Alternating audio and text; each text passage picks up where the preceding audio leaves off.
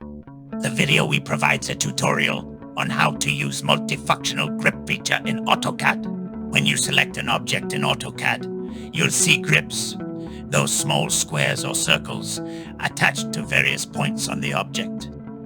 Hover your cursor over one of these grips. The multifunctional grip menu is available for that grip.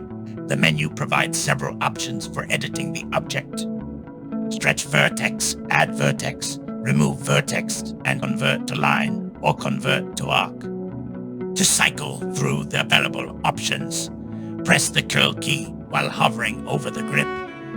This allows you to choose same actions directly using the grips.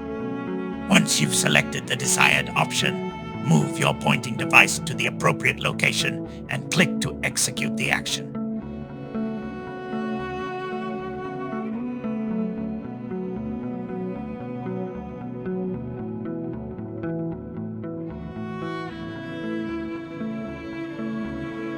Thanks for watching. Please leave a comment and like, share, subscribe.